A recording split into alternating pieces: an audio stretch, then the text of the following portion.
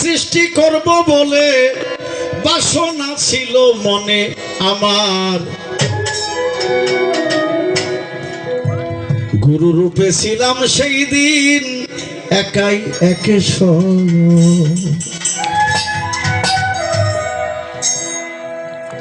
সৃষ্টির বাসনা এক হাতে কি তালি বাজানো যাবে? একা কবু আল্লাহ বলছেন আমি গুপ্ত ধনাগারে গোপন ছিলাম নিজেকে প্রকাশিত বিকাশিত করার জন্য, নিজ নূর দ্বারা আমার দোস্ত হাবিব মোহাম্মদকে তৈরি করলাম। তাতে ক্ষান্ত হলেন না, আল্লাহ বললেন আমি আমার নূর দ্বারা নবী হয়ে পাক পঞ্জতন করলাম সৃজন। কি পাক পঞ্জতন?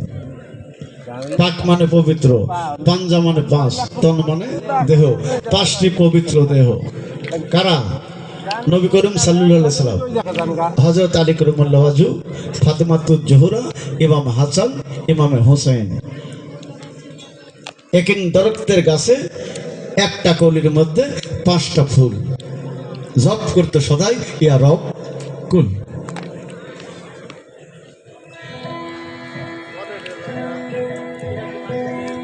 ওরে তোমায় সৃষ্টি করব বলে বাসনা মনেতে আমার, আল্লাহ বলছে গুরু রূপেই ছিলাম সেই দিন একাই একেশ্বর।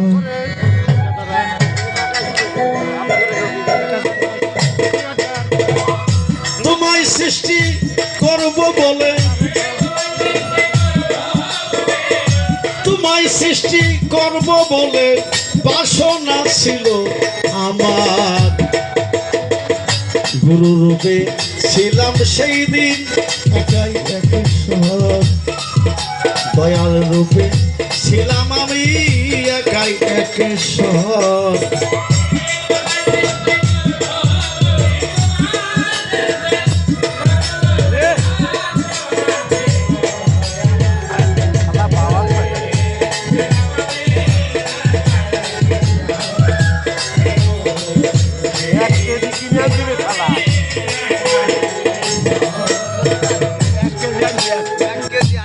বলেছে যখন নাহি ছিল বিশাল বিশ্ব, ছোট বাজাবে, তখন কে গুরু কে শিষ্য?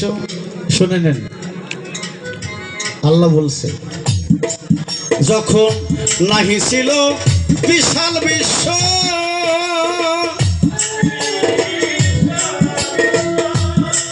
সেই দিন নিজেই গুরু নিজেই শিষ্য নাহি ছিল।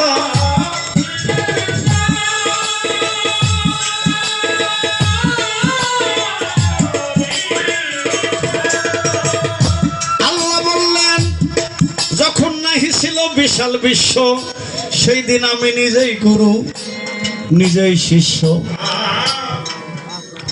সৃষ্টির কারণ তুমি হয়েছো নিঃস্ব, তাই ভাবে এসে একজন গুরু ধরার দরকার। তোমার কাছেও 100 টাকার নোট, আমার কাছেও 100 টাকার নোট ছিল সমান, কিন্তু আমার 100 টাকার নোট আমি খরচ করি নাই 1 টাকাও, আর তুমি 90 টাকা খরচ করে ফেলেছো। এখন ওই 10 টাকার নোট যদি জনগণকে দেখাও, কেউ কি বলবে 100 টাকার নোট? কি বলে? তাই তুমি নিঃস্ব, তাই হয়েছো শিষ্য। আমি রাখি আছি সেই আমানত, স্রষ্টার সেই দেওয়া ধন, তাই আমাকে বলে, দয়ালকে বলে, গুরুকে বলে তিনি হলেন মহাজন। মহাজন মানে তার কাছে ধন সম্পদ আছে।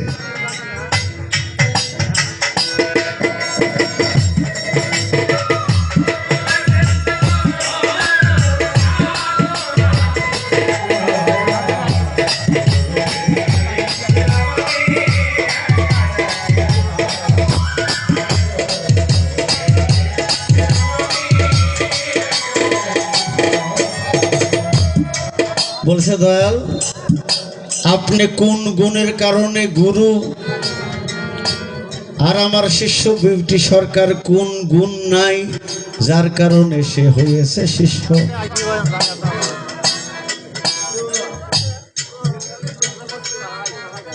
আসতে এই যে পাবনা জেলার মধ্যে এখন ট্রেন লাইন হয়েছে বিটি সরকার, তোমার এই কিছু ট্রেন সম্পর্কে লাইন সম্পর্কে ধারণা থাকা দরকার। এই ট্রেনের লাইন অথবা কোনো নাট দিয়ে যদি কোনো কেউ অস্ত্র তৈরি করে, ওই অস্ত্রের মধ্যে কি নতুন করে ইস্পাত দেয় ভরে? কি কারণ ন্যাচারাল কোয়ালিটি স্রষ্টা প্রদত্ত ঐশ্বরিক শক্তি বলে ওই লাইনের মধ্যেই এমন ইস্পাত আছে যে নতুন করে দেওয়া লাগে না। আর তুমি সাধারণ লোহা, ওই লোহা দিয়া যদি একটা অস্ত্র তৈরি করে ছোট, ওই অস্ত্র কি ওই লাইনের অস্ত্রের মতো কাজ করে? কারণ ওর মধ্যে নতুন করে ইস্পাত দেওয়া নাই। তাই তোমার দেহ অস্ত্রে যদি কাটতে চাও, গুরুর অনুরাগের ইস্পাত ওই অস্ত্রের মধ্যে লাগাও।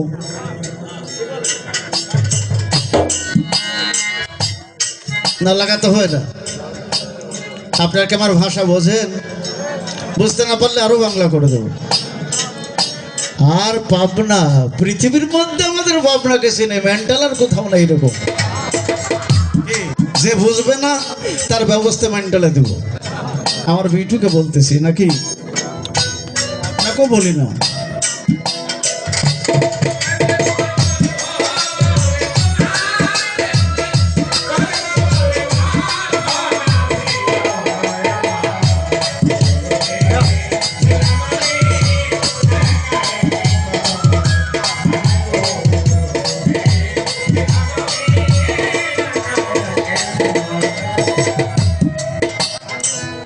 আশেখা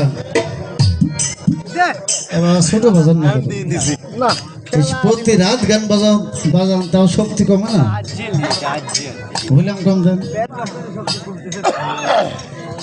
আল্লাহর কাছে যদি দুইটা জিনিস কেউ চায়, কিয়ামত পর্যন্ত আল্লাহর ইবাদত করে আর বলে এই দুইটা জিনিস চাইব, আল্লাহ দিবে না। সারা পৃথিবীর মানুষকে একটা জিনিস দিবে না, আর এই বাংলাদেশের মানুষকে একটা জিনিস দিবে না। বাজান না, কয়টা জিনিস দিবে না আল্লাহ? দুইটা। একটা সারা পৃথিবীর মানুষকে দিবে না, আর একটা বাংলাদেশিকে দিবে না। তাকে শুনবেন, যদি না মিলে বলবেন।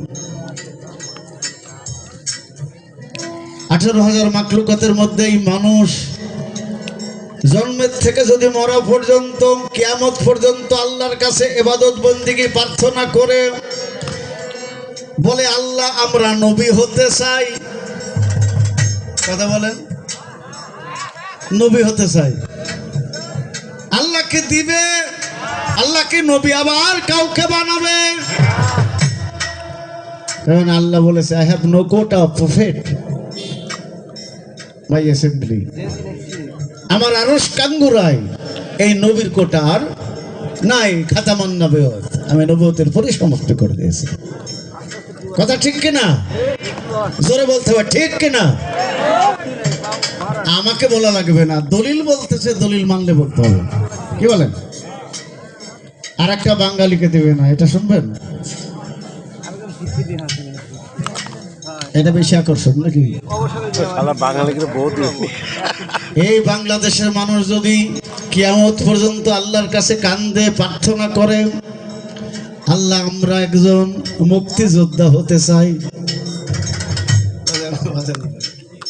আর্মি হবেন, র্যাব হবেন, এয়ারফোর্স হবেন, নেভি হবেন, পুলিশ হবেন, NSI হবেন, ডিএসবি হবেন, গোয়েন্দা হবেন, মুক্তিযোদ্ধা হতে পারবেন। স্যার, আবার স্যার আছে কেন বলুন? স্যার, এ প্রায়োরিটি সংবিধান।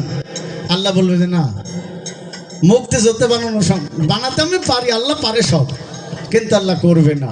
কারণ 1971 সালে নভেম্বর যারা যুদ্ধ করেছেন বলে ফ্রিডম ফাইটার, এটা কোটা শেষ। আমাকে কেন আমি বললাম? আমার ভক্ত বলেছে, গুরুকে কর্ম করে হওয়া যায় না জন্মের আগে? এটা সিলেক্টিং, আল্লাহ প্রদত্ত। রুহানি জগতে বড় পীর আব্দুল কাদের জিলানী তিন ভাবে আল্লাহ রুহুকে সাজাইছিলেন। নবী রাসূলের রুহু, ওলি আল্লাহর রুহু, সাধারণ মানুষের রুহু। ওলি আল্লাহর রুহু শরীর থেকে একটা রুহু নবীর শরীরে যায়। নবী আল্লাহ বললেন তুমি কে? রুহু তুমি জিন্দা হয়ে আমাকে উত্তর দান করো। তুমি তো নবী না, নবীর শরীরে আসো কেন? সেই দিন রুহু বলেছিল আমি আব্দুল কাদের জিলানী। তোমার লোক তুমি তো নবী না, নবীর শরীরে কেন যাও? ওই রুহু বলেছিলেন আমাকে নবী বানাও। আল্লাহ বলেছিলেন না, বানানো হবে না।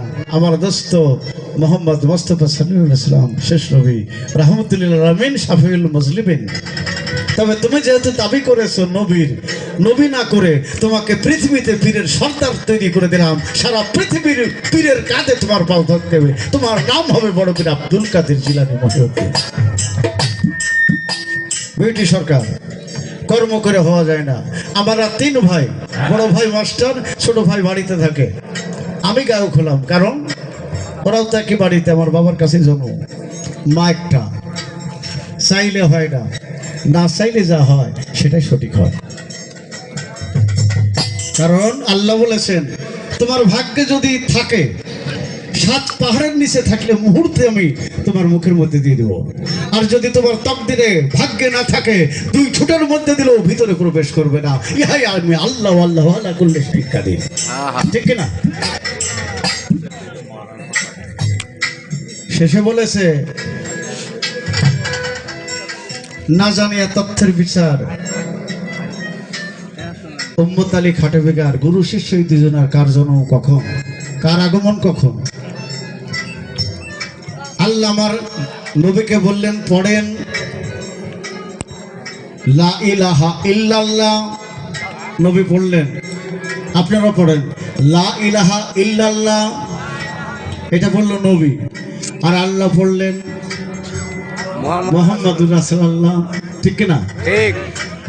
একজন রাব্বিল আলামিন, একজন রাহমাতুল্লিল আলামিন। লা ইলাহা ইল্লাল্লাহ 12 অক্ষর নুক্তা নাই, মুহাম্মাদুর রাসূলুল্লাহ 12 অক্ষরে নুক্তা নাই। 12 ঘন্টা দিন, 12 ঘন্টা রাত, 12 24, 12 আঙ্গুল দম বাহিরে, 12 ভিতরে, এখানে 24।